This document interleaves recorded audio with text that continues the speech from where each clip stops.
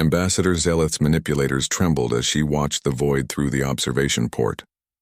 The Krillian war fleet had surrounded their diplomatic vessel 3 cycles ago, and now her people's screams echoed through the corridors as life support systems failed one by one.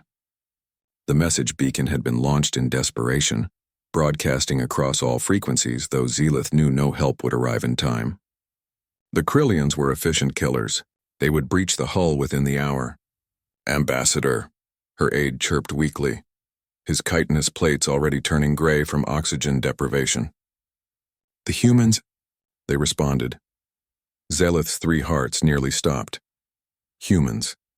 The Deathworlders from Sol 3, the nightmare species that had emerged from a planet so hostile it had been classified as a Class 12 death world, a planet where the very air was corrosive, where liquid water existed in all 3 states simultaneously, where electromagnetic radiation bombarded the surface daily, and predators ruled every ecosystem, and the humans had evolved at the top of that hell's food chain. "How far?" she whispered. "They say 20 minutes. Impossible." The nearest human outpost was 3 light hours away. Even with their frightening technology, no species could traverse that distance so quickly. The aide must be hallucinating from hypoxia. But then the void erupted with light. 17 human warships tore through the fabric of space itself, their exotic drives leaving temporary scars in reality. The Krillian fleet, which had seemed so overwhelming moments before, suddenly looked pitifully small. Each human destroyer was a behemoth of weapons and armor, designed by a species that understood war with an intimacy that terrified the galaxy. The lead ship's identification transponder marked it as the UFNS Indomitable. "Krillian vessels," a human voice crackled across all channels, speaking in perfectly accented galactic standard. "You are in violation of Galactic Convention 7 Alpha. Release the diplomatic ship immediately and withdraw, or face consequences." The Krillian commander's response was predictable. His species had ruled this sector for 10,000 years through intimidation and overwhelming force. A barrage of plasma fire lanced toward the human fleet. What happened next would be studied in military academies for generations. The human ships didn't dodge. They didn't need to. Point defense systems that operated at relativistic speeds created walls of tungsten that vaporized incoming fire. Counter missiles crossed the distance in seconds, each warhead a miniature star that bloomed against Krillian shields. And when those shields fell, the humans demonstrated why every species feared them. Railguns accelerated projectiles to percentages of light speed. Directed energy weapons carved through armor plating like it was biological tissue. But most terrifying was the humans' precision. They targeted weapon systems, propulsion, communication arrays. They weren't trying to kill. They were systematically disabling an enemy fleet without breaking a sweat. Within 3 minutes, the Krillian war fleet was drifting debris. The Indomitable moved alongside Zeleth's dying ship with almost gentle precision. Through the port, she could see human figures in powered armor, moving across the hull with magnetic boots, cutting through the damaged sections with plasma torches.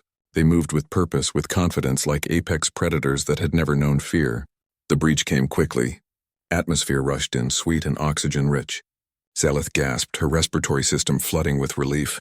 A human stepped through, their armor scarred and battle-worn, a plasma rifle held casually in one hand.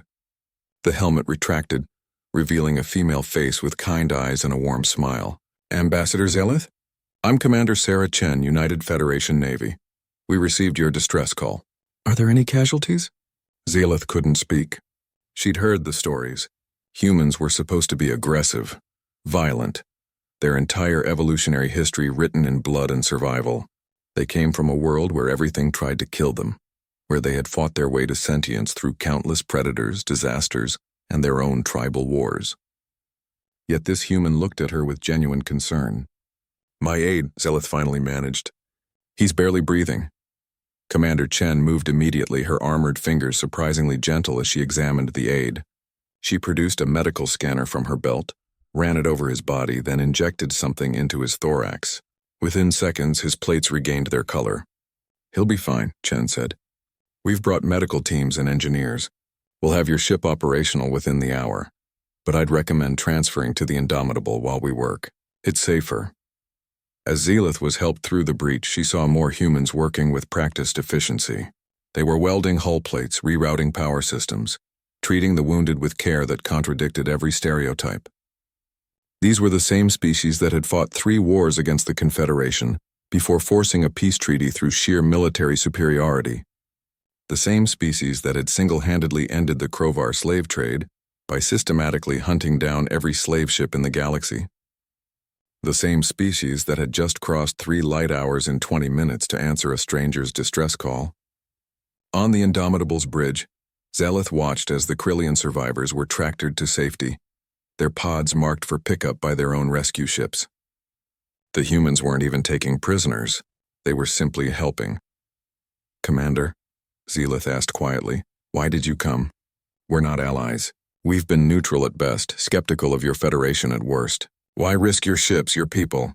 Sarah Chen turned, and in her eyes Zeleth saw something that finally made her understand humanity. It wasn't cruelty or violence. It was something far more dangerous to the galaxy's old order. "Because you asked for help, Ambassador. On Earth we have a saying, no one left behind. It doesn't matter if you're human or not. If someone's in trouble and we can help, we help. That's not weakness. That's what makes us strong." As the human fleet prepared to escort them to safety, Zeleth realized the galaxy had been wrong about humanity. They weren't feared because they were violent Deathworlders who refused to die. They were feared because they were violent Deathworlders who refused to let anyone else die either, and that made them the most dangerous species in the galaxy. Word count 1,043 words.